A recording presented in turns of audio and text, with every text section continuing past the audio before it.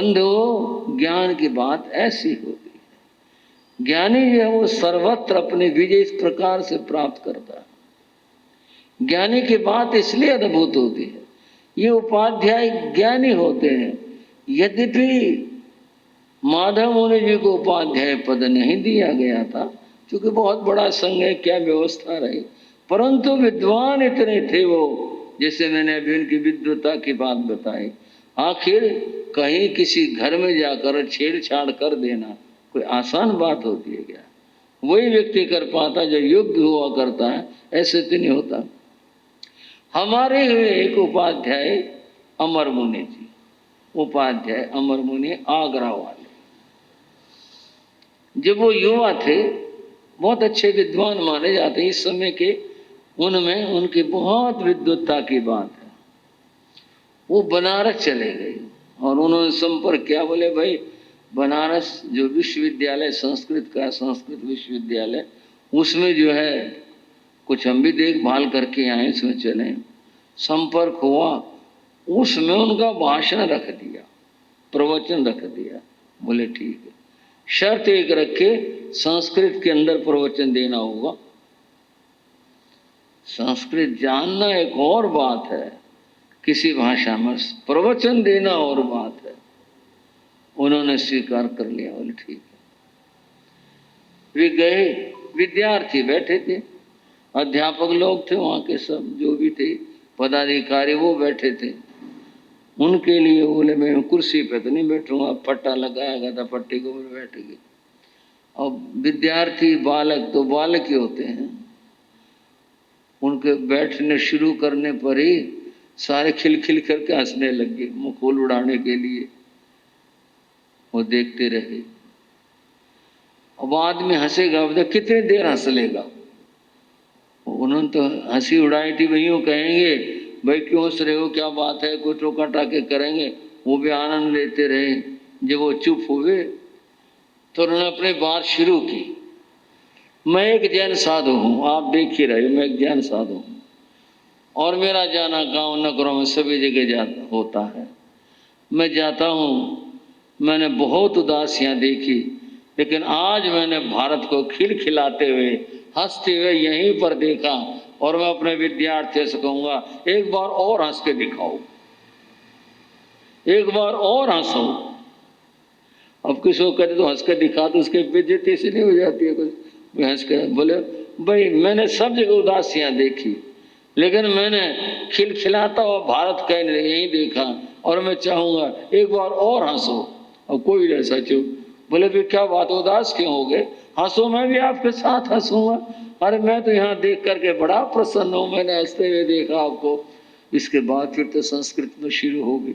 ऐसा बताते हैं उन्होंने। बहुत देर तक प्रवचन दिया, सब लोग गदगद हो गए, अध्यापक लोग भी, जो बड़े विद्यार्थी थे उनका भी बहुत विद्वान साधु है। बंधुओं, विद्वता इस तरह से प्रकट होती है, अन्यथा तो एक अपमान जैसी बात हो गई थी वहां पर जा करके। लेकिन अपनी योग्यता थी तो फिर उसका परिणाम भी इस तरह से हुआ। बसंत में एक बात, यूँ तो अध्यापक का और उपाध्याय का विषय बड़ा लंबा है। मेरे पूज्य गुरु जी महाराज महान विद्वान थे। एक बार गुरु जी के गुरु योगीराज श्री राम जी लाल जी महाराज, मेरे गुरु जी, ठाणे 4 से आगरा जा रहे थे, दिल्ली से जा रहे थे। रास्ते में गांव आता है रुनकता। तो रुनकता, अब तो रुनकता के बाहर बार बड़ी सड़क निकलती है, पहले रास्ता रुनकता से होके जाता था। पहले हम भी गए थे आगरा, तो रुनकता का बोर्ड हमने भी पढ़ा था, हम भी असली महावीर रुनकता यहाँ की बात है। रुनकता में कोई जैन था नहीं। अब संत तो फिर रास्ता तो देख के तय होता है। रुनकता में ठहरे, गर्मी का समय था, एक कोठड़ा सा मिला, बड़ा गर्म था। सामने एक बड़ का पेड़ था, तो संत बड़ के पेड़ के नीचे वहां जैसे तख्त पड़े रहते हैं पूछ करके, उस पे जाके बैठ गए। थोड़ी देर के बाद में एक बाबू साहब आए, अंग्रेजी का अखबार ले रहे, बगल में दबा रखा और हैट लगा रखा अंग्रेजी टाइप से, उस तरह से आए, कुर्सी साथ लेके आए। और जानबूझ करके संतों के सामने पीठ करके कुर्सी बिछा करके बैठ गए और अपना अखबार पढ़ने लग गए। छेड़छाड़ करने के लिए किसी आदमी के सामने कुर्सी पीठ करके बैठ जाए तो बुरा तो लगता ही है, भाई थोड़ा इधर होके बैठ ले, इतनी जगह पड़ी हुई है, ये मुंह करके बैठ जाए। जानबूझ करके उसने जो है ऐसा किया। संत कुछ नहीं बोले, ठीक है भाई, जैसी जिसकी समझ है, जैसी जिसकी बुद्धि है। वो बैठा रहा, अखबार पढ़ता रहा। उसने मन में क्या सोचा हुआ कुछ नहीं पता। अखबार पढ़ने के बाद में फिर वो उठा और चलने लगा। फिर गुरुजी ने इसको अंग्रेजी में संबोधित किया और जिसका जो भाव था ये था, भाई एक पढ़े लिखे आदमी से सभ्य व्यवहार की अपेक्षा होती है। क्या आप इतने सभ्यता भी नहीं जानते कि कहीं किसी के आगे कैसे बैठा जाता है? अंग्रेजी में उसको बोला, वो चौंका। अंग्रेजी में जब सुना ना, वो बोला, बात शुरू होगी। उसने दोबारा कुर्सी डाल ली, गुरुजी से बातचीत करने लगे। उसके मन में जैन धर्म के प्रति नफरत थी। उसने कुछ जैन धर्म के खिलाफ की बातें कही। गुरुजी ने जो है उसका उत्तर दिया। वार्ता सब अंग्रेजी में होती रही। आखिरकार उसके सवाल खत्म हो गए। सवाल खत्म हो गए तो बोला, मैं तो समझता था कि ये साधु लोग जो हैं ये समाज में यूं ही मांगते फिरते हैं, रोटी खाते हैं, समाज पर बोझ होते हैं, पर आप तो पढ़े लिखे हो, आप तो पढ़े लिखे हो। गुरुजी ने फिर और बात कर दी।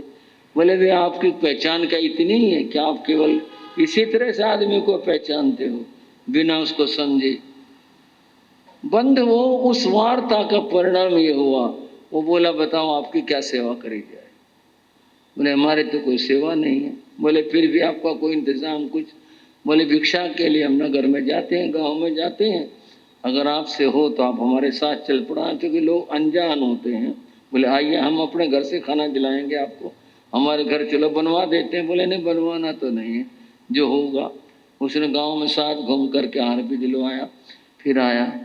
फिर बोला, कुछ और सवाल लेकर क्या बातचीत की। बहुत प्रभावित हुआ। अगले दिन बाहर दूर तक छोड़ने के लिए भी आया। बंद वो ज्ञान की बात इस तरह की हुआ करती है। अब ज्ञान जहाँ होता है तो फिर वहाँ तो विशेषता होती है। उपाध्याय वो हैं जो ज्ञान सिखाते हैं, पढ़ाते हैं। तो बंधु आज उपाध्याय पद की आराधना है। 25 मालाएं आज जपनी है। नमो उवध्यायाणं बोलेंगे इस पद की। और जो भी आज आइंबिल करेंगे वो हरे रंग से करेंगे। इनका रंग हरा माना जाता है, हरे रंग से करेंगे। और 25 मालाओं का जाप है। जो एकाशना करेंगे, एकाशना वाले भाई कुछ हरे द्रव्य, वो सचित नहीं लेना, ये बात ध्यान रखना। कभी सचित वस्तु लें, सचित वस्तु नहीं लेते, लेते अचित ही हैं, लेकिन हरी रंग की वस्तु लेते हैं। इस तरह का व्यवहार होता है। और 25 मालाएं करते हैं। आप सब भी करें, बड़ा अच्छा रहेगा। सुनो सुनो जगमालो, तुम नमोकार की अटल कहानी।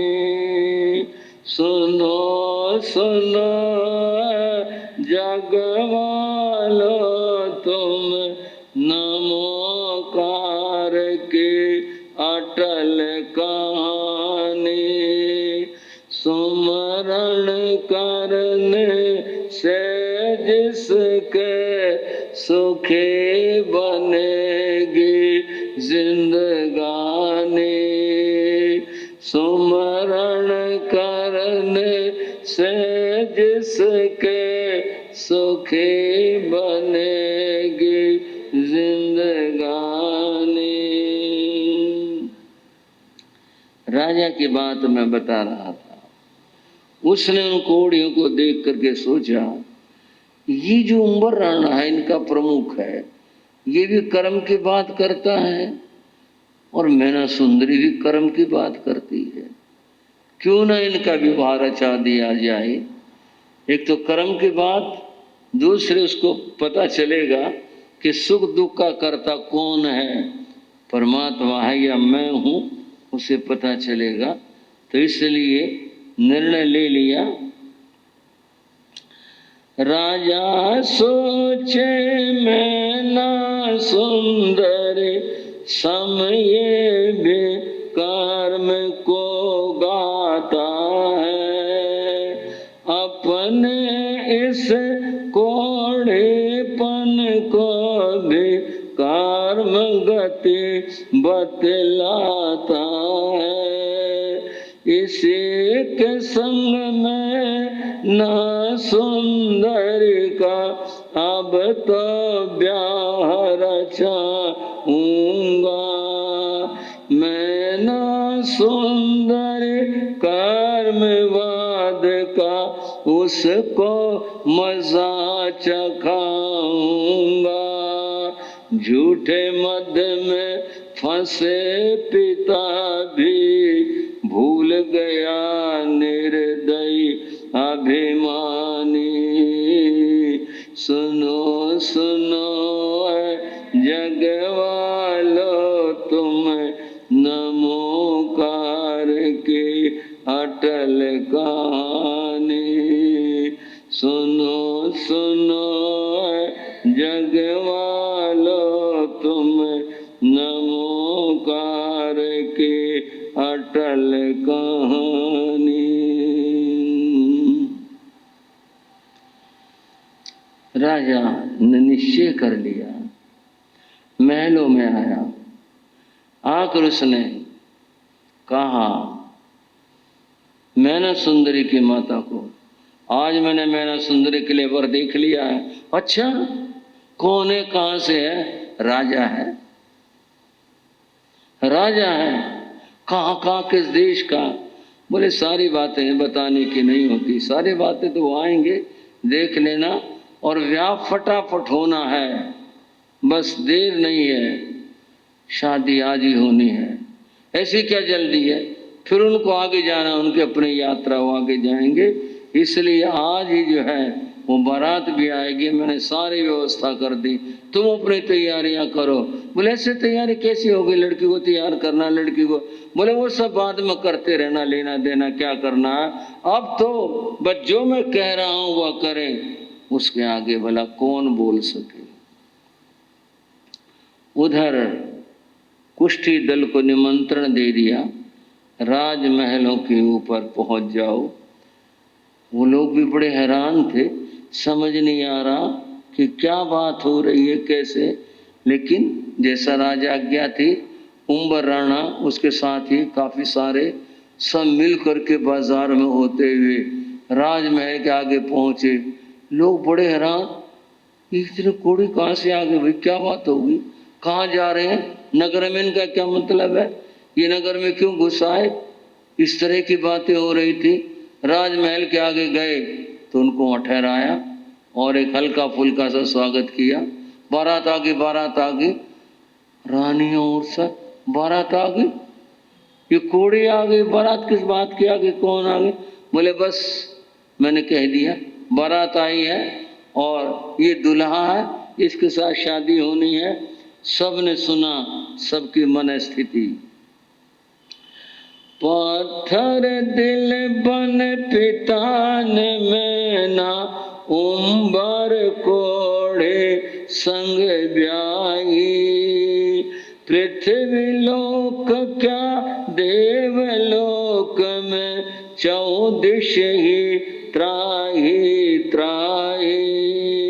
सबका कलेजा कांप उठा था, आंसू झर झर बहते थे। देख दर्दनाक मंजर ये सभी के दिल ये कहते थे। पिता के हाथों ही बिटिया के जीवन में छाई वीरानी। सुनो सुनो जग वालो तुम नमोकार की अटल कहानी। फटाफट पंडित भी बुला लिया, फेरों की तैयारी, सब लोग देख रहे थे, ये सपना है या ये क्या है? राजा ये क्या कर रही हैं? मन में कह रहे पागल तो नहीं हो गई है? एक कोड़ी को ले आए, इन कोड़ियों को ले आए और कह रहे मैना सुंदरी की शादी करनी है। सब लोग बड़े हैरान थे। मैना सुंदरी की माँ का तो रो रो कर बुरा हाल था। मैना सुंदरी के माँ रो मत, सब अपने अपने कर्म की बात है, कोई बात नहीं। जो पिता ने किया है ये मेरा कर्म है, उसी के कारण से हुआ है। जो कुछ और बंधुओं जैसा लोक रिवाज होता है फेरों का, वो सारे काम भी फटाफट हो गए और आखिरकार वो करने के बाद अब विदा की बात भी हो गई। पिता के कटुआ है पाली, कोड़ीपति संग विदा हुई। शहनाई के स्वर रोते थे, फिजा में कैसी खिजा हुई। पुत्र धर्म निभाया, अब तो पत्नी धर्म निभाना है। पति छाया बन पति के पीछे, पीछे ही अब जाना है। पति ही परमेश्वर है अपने, भारत की ये रीत पुरानी। सुनो सुनो जग वालो तुम, नमोकार की अटल कहानी। मैना सुंदरी की मन स्थिति कर्म की बात है। मेरा कर्म ऐसा ही था, आज तक पिता की आज्ञाओं का पालन किया, माता की आज्ञा का पालन किया। अब पिता इनके साथ मेरा विवाह कर रहे हैं या कर दिया है। अब तक तो मैंने पुत्री धर्म निभाया था, अब पत्नी धर्म निभाऊंगी।